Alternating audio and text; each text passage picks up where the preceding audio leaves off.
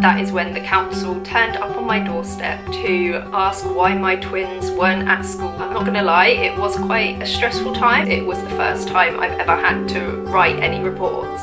How much weight should I give this?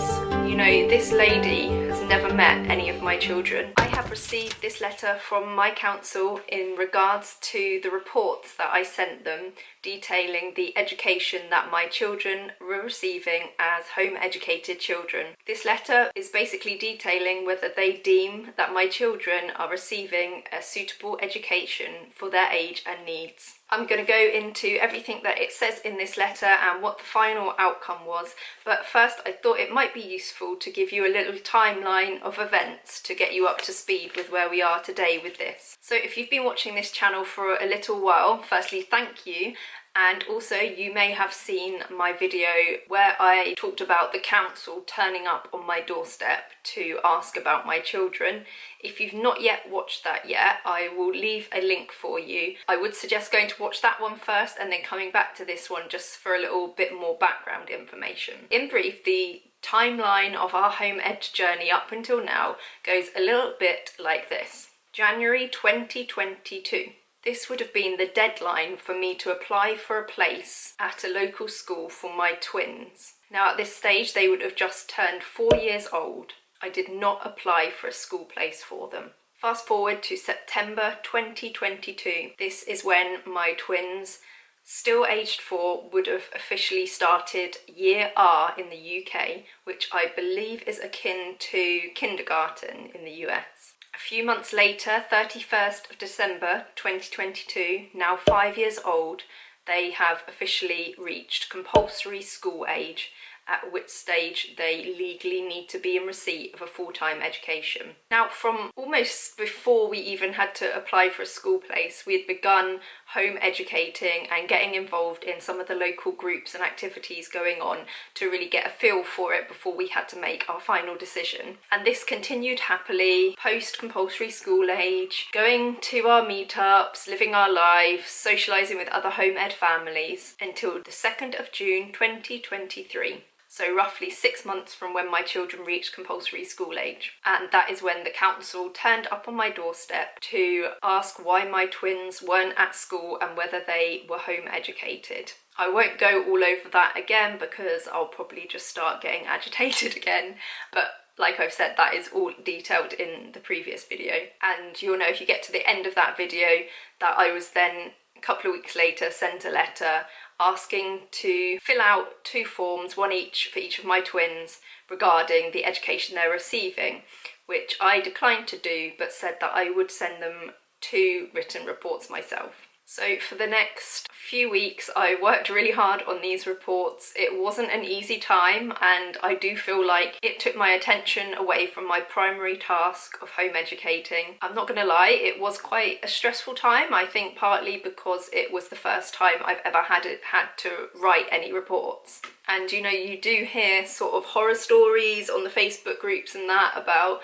people having their reports turned down and being told they haven't been given enough information, etc. So that was always playing on the back of my mind. But 17th of July 2023, I emailed my council with my 2 reports for my twins. I did receive an auto-response email to that, with obviously no further detail in, simply "we have received your email." Then pretty much 2 months passed by, and it wasn't until the 13th of September 2023 that I received the following email. It said, "I apologise for the delay in replying to you, but we wanted to thank you for taking the time to complete and return to us your children's overviews for home education. The overviews will soon be passed to a home education family support worker to review.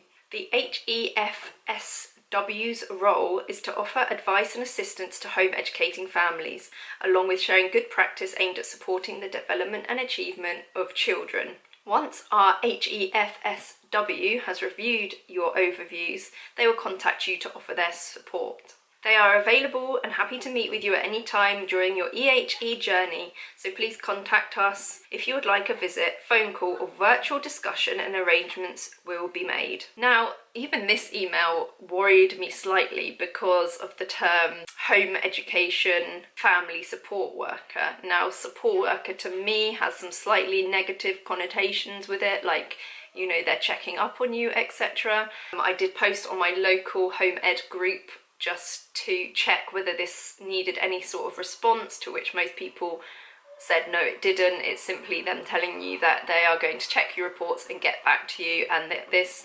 HEFSW was a newish title that they were trying out. Okay, fine, I just left it, I didn't say anything else.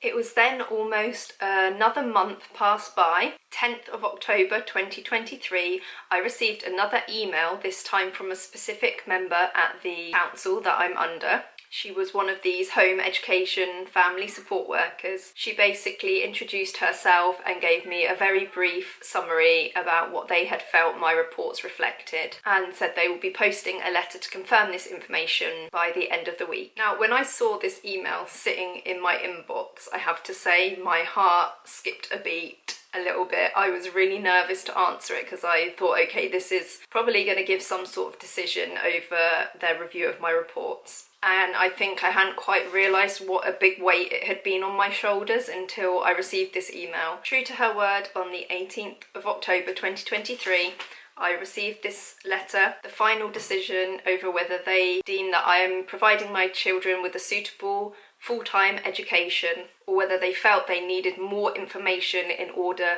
to make that decision.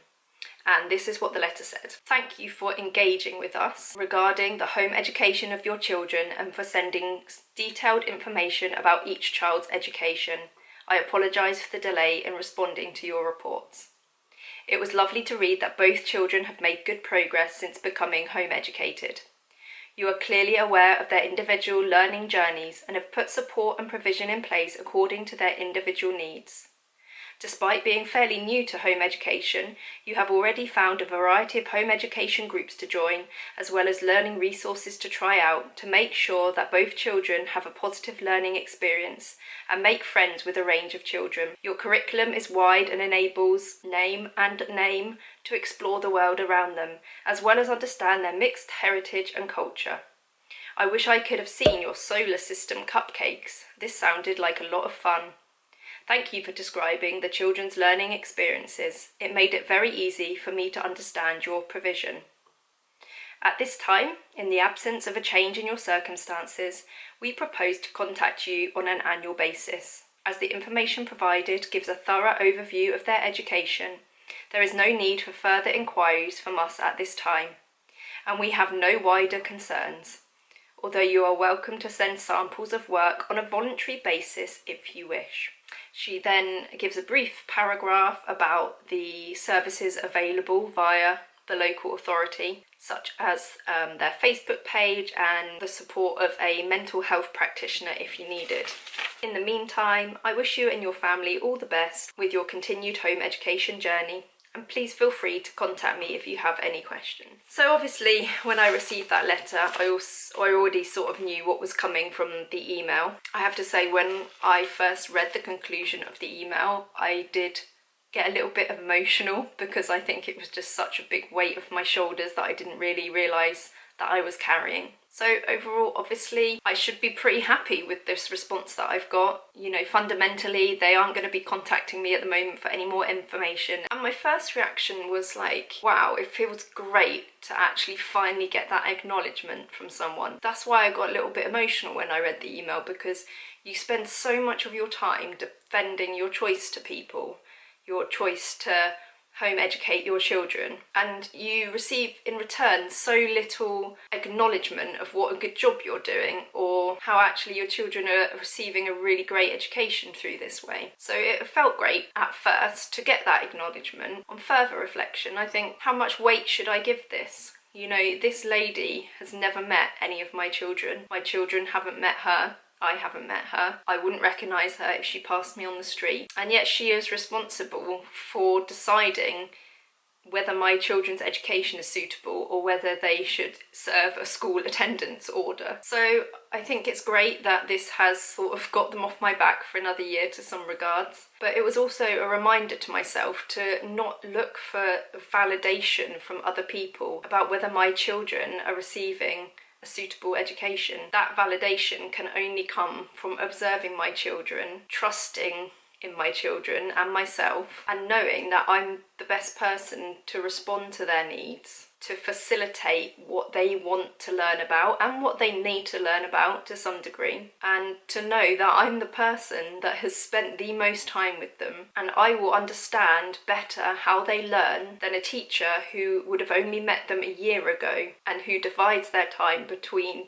20 to 30 other children. So whilst I'm really happy that I don't have to worry about that letter anymore, it has raised a lot of other questions in me that I probably still need to, you know, deal with and answer internally. It raises a whole lot of kind of political questions, I think, about the level of control that a local authority has over these matters and whether they really are the right people to assess that they're receiving a suitable education. And there are always going to be arguments on both sides. It's a really tricky one. But ultimately, I have successfully completed my first 2 home education reports. And if you would like any more insight into my process for writing these reports, then please let me know in the comments, and that's definitely a video I will consider making. Like, I'll definitely make it if there's enough interest, because I do think there definitely is a process to it, and there is definitely a lot of things to bear in mind about how much information you need to give and knowing your rights in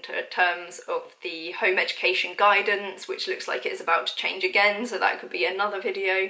But anyway, I really just wanted to give you this update because I know there was a lot of interest in my video about the council turning up on my doorstep and what would have happened following on from that. So overall, it was good news. Like, it wasn't the easiest thing I've ever done in my life, but it was reassuring. It did give me a degree of, actually, I am doing a good job. When I wrote it all down and everything and read it back, I thought, yeah, we've done a lot. Like, they've learned a lot, they've come a long way, they've made progress. Yeah, I would love to point you in the direction of the resources that I used and the support that I was given while writing these reports, because I really did receive a lot of amazing support from other home educating families. If this video has been of any value to you, I would really appreciate if you would subscribe. It just takes 2 seconds, doesn't cost you a thing, and apparently it really helps YouTube channels to grow. I hope you are all doing really well on your own home ed journeys, and I will see you in the next video.